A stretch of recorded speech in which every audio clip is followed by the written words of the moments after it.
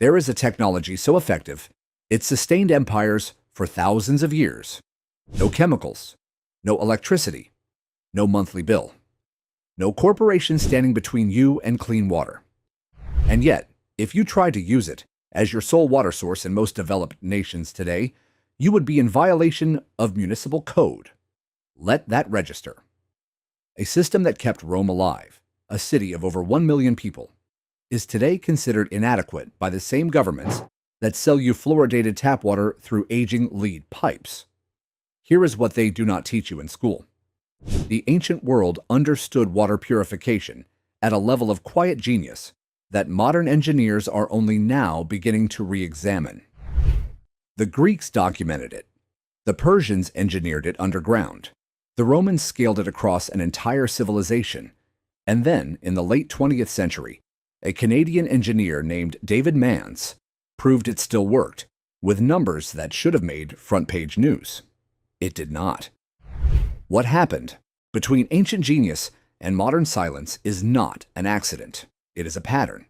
And once you see the pattern, you cannot unsee it. Welcome to the Lost Build Archives. Tonight, we open the file on the biosand filter and the industry that needed it to disappear. Let us go back to where the record begins. Around 400 BCE, physicians working within the Hippocratic tradition of ancient Greece wrote something extraordinary. They recorded that rainwater, already the cleanest water available, should still be boiled and filtered through cloth before drinking. The text is called Airs, Waters, Places. It is one of the oldest surviving medical documents in Western history. Read that again carefully. The ancient Greeks were not filtering water because they were primitive. They were filtering water because they understood something modern consumers have been trained to forget. Water is never neutral. It carries whatever it has touched, and what it carries can kill you. That understanding, that water is a vector, not a given, drove engineering decisions across the ancient world for centuries. In Rome, the scale of the solution was staggering. By the 1st century CE, the city of Rome was home to over 1 million people. That population required a water supply system of extraordinary precision. The Romans built 11 major aqueducts, some stretching over 90 miles, that fed water from mountain springs into the city through carefully calculated gravitational gradients. But the aqueducts were only the delivery mechanism. What happened at the destination is where the true engineering intelligence lived. Water entered piscinae, large settling tanks, where it was held at reduced velocity. Velocity is the enemy of clarification. When water slows, particles sink.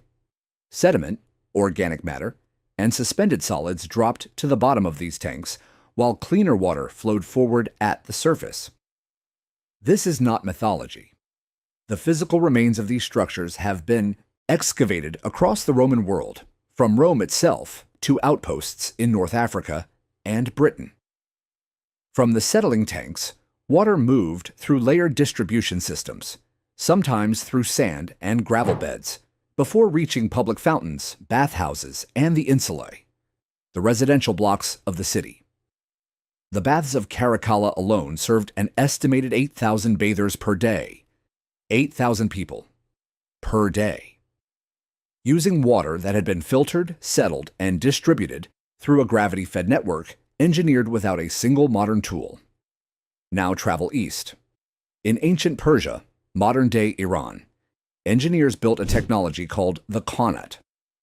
A qanat is an underground aqueduct system, carved through bedrock by hand, that moved water horizontally from mountain aquifers to lowland cities. Some qanats stretched for dozens of miles. Some are still in use today. Here is what makes the qanat remarkable from a filtration standpoint. The water moved underground, through compacted earth and stone, at a slow and controlled pace, for long distances, in darkness, and at low temperature. Every one of those conditions, slow movement, earth in contact, low heat, isolation from surface contamination, is a filtration mechanism. The water arrived at the city partially cooled, which slowed bacterial growth. It arrived having passed through layers of sand and stone, which removed suspended particles. It arrived underground, protected from animal waste, surface runoff, and open-air contamination. The Persians did not have a chemistry lab. They had observation, patience, and the willingness to engineer solutions that worked with natural forces rather than against them. Across Greece, Rome, and Persia, and in parallel traditions across India, China, and the pre-Columbian Americas, the pattern repeats with remarkable consistency. Slow the water down, move it through natural material. Give time and gravity room to work. That is the principle. That has always been the principle, and it works. It worked then. It works now. The question that should keep you up at night is why we were made to forget it. The year is 1999. A civil engineering professor at the University of Calgary in Canada, named David Manns, publishes findings from years of field research on a device he has been quietly refining. He calls it the biosand filter. The device is not glamorous. It is, at its core, a concrete or plastic container filled with precisely layered sand and gravel. Dirty water enters at the top. It moves downward. It exits at a pipe near the bottom. That is the device. That is the whole device. But what happens inside that container is where the ancient genius reemerges. Within the first weeks of operation, a biological community forms on the top layer of the sand bed. Manns called this layer the Schmutzdecke, a German word meaning, literally, dirt cover. Do not let the name mislead you. The Schmutzdecke is not dirt. It is a living ecosystem of predatory microorganisms, protozoa, bacteria, and other microfauna that consume the pathogens entering the filter from above. This is controlled biological warfare happening silently inside a box of sand. The pathogens that cause cholera, typhoid, giardia, and cryptosporidium, the organisms responsible for millions of deaths annually across the developing world, enter the filter from the top. The Schmutzdecke consumes them. Sand layers below physically trap what the biological layer does not eliminate. Gravel at the base provides final filtering before water exits. The results Manns documented were not marginal. Field studies across multiple countries showed biosand filters removing between 90 and 99% of fecal coliform bacteria under proper operating conditions. Protozoa, the parasitic organisms responsible for giardia and cryptosporidium, were reduced by over 99% in multiple studies. Turbidity, the measure of water cloudiness and a proxy for contamination, load, dropped dramatically across nearly every deployment studied. In Bangladesh, in Cambodia, in Ethiopia, in Nicaragua, in community after community where centralized water infrastructure did not exist, biosand filters produced measurably safer water. Households using them reported dramatic reductions in diarrheal disease, the second leading cause of death in children under 5 years old worldwide. Organizations like Potters for Peace developed ceramic filtration systems operating on identical principles. Water pressed slowly through fired clay embedded with colloidal silver, which disrupts bacterial cell membranes. Field data showed similar pathogen reduction figures. These are not fringe claims. These are published, peer-reviewed, field-validated numbers. UNICEF has acknowledged biosand filtration as an effective household water treatment method. The Centers for Disease Control has listed it among approved safe water system technologies for humanitarian response. And yet, go look for a biosand filter in any suburban home in the United States, Canada, the United Kingdom, or Australia. You will not find one, not because it does not work, but because it does not fit. It does not fit the system that replaced it. Understand this clearly. What happened to biosand filtration was not a dramatic suppression. There was no single law passed in a single night. There was no memo ordering the technology destroyed. What happened was something more powerful and more insidious than a ban. It was made unnecessary. And then it was made non-compliant. Follow the timeline. The late 19th and early 20th centuries saw the rapid expansion of centralized municipal water treatment in industrialized nations.